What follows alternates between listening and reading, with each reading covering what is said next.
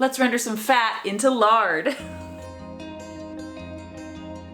Hi everybody, this is Laura with Lonely Pines Farm, and today we are turning pig fat into delicious cooking lard. How fun, right? Now I feel like lard is something that's gotten a bad rap over the years. The story for a long time was that it was just so unhealthy for you, but I think we've come to realize that it's actually not that bad. It's potentially healthy, right on par with olive oil, and some would argue even healthier than butter, depending on the monosaturated. And there's a lot of science behind it that you can look up. But lard really isn't that bad for you, especially when you know the animal that it came from. If it's an animal that you raised yourself, or that that a friend raised, and you know exactly what went in their body, and you avoid all those byproducts and all those processed things, and it really is good for you. I would say the stuff from the store, the lards there, have a lot of extra stuff in them, so avoid those. I'm not speaking for those, but homemade lard, oh, so good.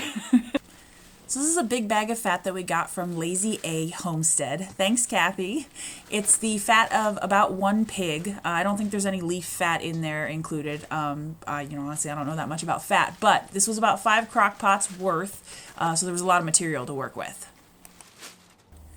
You're going to want to chop it up into small pieces. We're opting to go with a meat grinder, so here we're cutting into strips to feed it into the meat grinder. But if you're not using a grinder, you're going to want to cut it into super small chunks so that it renders down evenly and quickly. Also, if you come across any bits of meat still attached, be sure to remove those to minimize the piggy taste. Here you'll see us running it through the meat grinder, so you get that really nice uniform breakdown. So I really feel like it helped things melt down much more quickly. It also helps break down all of that kind of like tendon and sinews and all those nasty things, so you don't really have to worry about them. We put our crock pot outside in the shop to minimize the smell, and then put it on low for an 8-hour cook. At about the 2-hour mark, you should have enough fat that's liquefied to begin to start ladling it out of the crock pot. I'm running it through a double layer of cheesecloth to catch any little last bits of fat floating behind. Then repeat this process every few hours until your fat has rendered down to almost nothing. Then I put that blob in some cheesecloth to soak for like an hour to get every little last bit of liquid fat out of the lard. At the rate we use fat, pint jars are an ideal size, but you could do quart as well. Once the jars were full, we put actual metal canning lids on them. So these are just plastic ones for storage, because this is the one that we're working out of. And then I let them cool, and then we put them directly into the freezer. And I believe we got about 5 or 6 pint jars per full crock pot of fat. And then the little bits that are left over, mwah, so delicious. Some people call them cracklins, although I know they're not technically cracklins. Don't come at me for that. But you can fry up those little bits in the bottom and use them anywhere that you would use bacon bits. When we asked folks their favorite ways to use them, most people came back with cornbread.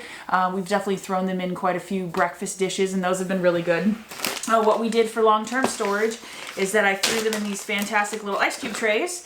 And now we have little cubes of cracklin that we can fry up on demand to add to dishes. So making sure that absolutely nothing goes to waste.